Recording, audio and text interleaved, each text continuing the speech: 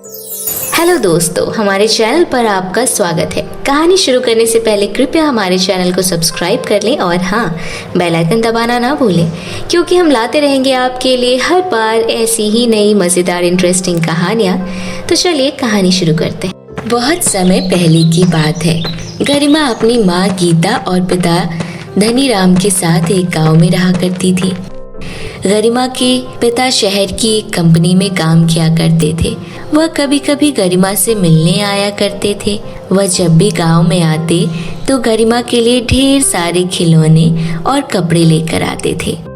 एक दिन गरिमा और उसकी माँ बाजार जा रहे होते हैं कि तभी अचानक से उसकी माँ का कार से एक्सीडेंट हो जाता है और उसकी माँ की मृत्यु हो जाती है।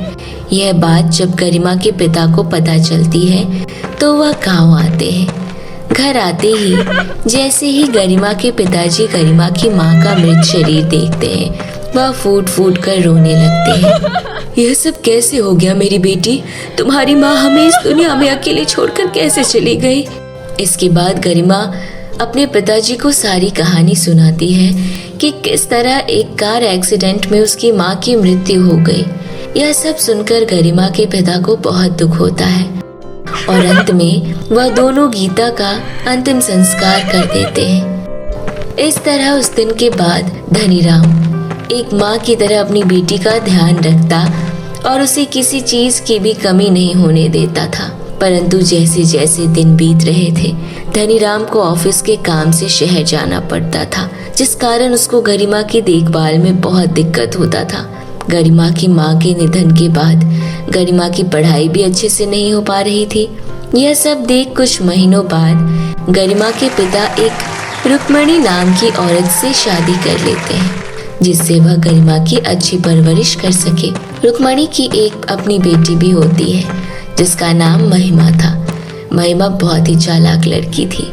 गरिमा के पिता के शहर चले जाने के बाद गरिमा की सौतेली माँ ने उसकी सारी आज़ादी छीन ली थी। वह उससे घर का सारा काम करवाती और खुद लेटे लेटे खाती। गरिमा की जरा सी भी गलती होने पर वह उसे खूब मारती और उसे खाने के लिए कुछ भी नहीं देती। एक दिन गरिमा की माँ उससे कहती है, अरे ओ लड़की, सारा दिन बस एक ही बर्तन को धोती रहेगी क्या? चल जल्दी आ और मेरा सिर दबा, आज मेरे सिर में बहुत तेज दर्द हो रहा है। गरिमा जल्दी से सारे बर्तन धोकर अपनी माँ का सिर दबाने चली जाती है। अरे ओ महारानी, खाने को तो तुझे 10 बार चाहिए और काम करने के लिए तो कामचोर है, जरा सी भी मेहनत नहीं करना चाहती। चल जल्दी से आकर मेरा सिर दबा ताकि मुझे जल्दी से आराम मिल सके। माँ, आप सिर दबाने के लिए तो महिमा दीदी से भी कह सकती हैं ना। अच्छा, तेरा ज्यादा मुंह चलने लगा है। मैं उससे काम क्यों करवाऊं? वो मेरी अपनी बेटी है, घर में सारा काम उससे करवाऊंगी तो तेरा क्या अचार डालूंगी? यह सब सुनकर गरिमा बहुत उदास होती है। गरिमा अपनी सौतेली माँ का सर दबाने लगती है। थोड़ी देर बाद जब रुक्मणी को नींद आ जाती है तो गरिमा रोते हुए अपने कमरे की ओर चली जाती है। गरिमा रोते रोते अपनी स्वर्गवासी माँ से कहती है, माँ, मुझे आपकी बहुत याद आ रही है। यह मेरी सौतेली माँ तो मुझे बहुत मारती है और खाने के लिए बस एक बार खाना देती है। इसके बदले वह मुझसे घर का सारा दिन काम करवाती रहती। माँ, पिताजी तो अपने काम में बहुत व्यस्त रहते हैं और मैं उन्हें यह सब बताकर परेशान नहीं करना चाहती। गरिमा को अपनी माँ से यह सब बात करते हुए रुक्मणी सुन लेती है और कहती है, यह जैसे जैसे बड़ी होती जा रही है, इसकी जुबान ज्यादा चलने लगी है। कहीं यह सारी बात अपने पिता को ना बता दे। रुक्मणी यह सारी बात जाकर अपनी बेटी महिमा को बताती है। तभी महिमा कहती है, माँ, पहले तो गरिमा मेरी भी बात माना करती थी, परंतु अब तो बिल्कुल भी नहीं सुनती। माँ, गरिमा सारी बात पिताजी को बताए उससे पहले हमें इसे मार देना चाहिए और इसको मारने से इसकी सारी जमीन हमारी हो जाएगी। हाँ बेटा, यह तूने सही सोचा है।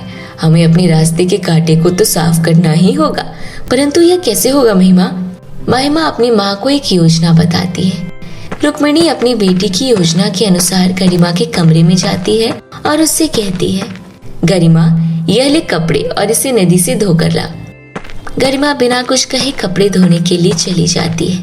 गरिमा कपड़े धोने लगती है और कपड़े धोने के बाद वह जैसे ही जाने के लिए उठती है तभी रुक्मणी और महिमा उसे नदी में धकेल देते हैं। गरिमा जोर जोर से चिल्लाती है, बचाओ, कोई है, बचाओ, कोई तो मेरी मदद करो, माँ बचाओ।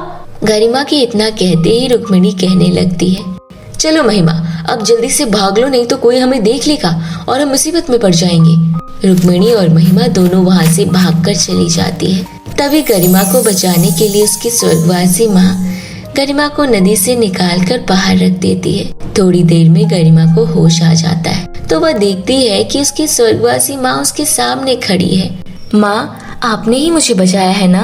आप कहाँ चली गई थी मुझे छोड़कर? आपको पता है मुझे इस नदी में सौतेली माँ और बहन दोनों ने मिलकर धकेल दिया था। मुझे सब पता है मेरी बच्ची, तो बिल्कुल भी चिंता मत कर, मैं उन दोनों को जरूर सबक सिखाऊंगी।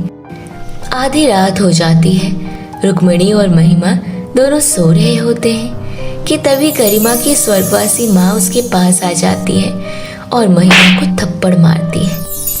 महिमा उठती है और देखती है कि वहाँ आसपास कोई नहीं होता। तभी वह चिल्लाने लगती है, उठो माँ, मुझे किसी ने थप्पड़ मारा है, मुझे बहुत डर लग रहा है माँ, लगता है गरिमा चुड़ैल बनकर मुझे मारने आई है। यह तेरा वहम है महिमा, भूत चुड़ैल कुछ नहीं होते। महिमा और रुक्मिणी दोनों फिर सो जाते हैं। तभी गरिमा की स्वर्गवासी माँ रुक्मिणी को धक्का मारकर बेड से नीचे गिरा देती है, जिस कारण रुक्मिणी को चोट लग जाती है। गिरने की आवाज सुनकर महिमा उठ जाती है और अपनी माँ से पूछती है, माँ आपको क्या हुआ माँ? गरिमा यह सब चुपचाप कमरे के बाहर खड़े होकर देख रही होती है। महिमा, तुम सच कह रही थी, मुझे किसी ने धक्का मारा है जिस कारण मैं बेड से नीचे गिर गई। तभी गरिमा की स्वर्गवासी माँ कहती है, हाँ, मैं गरिमा की स्वर्गवासी माँ हूँ और मैंने ही तुम्हें धक्का दिया था। स्वर्गवासी माँ के इतना कहते ही रुक्मिणी और महिमा दोनों डर जाते हैं। तुम दोनों ने मिलकर मेरी बेटी को बहुत परेशान किया है और उसे मारने के लिए नदी में धकेल दिया।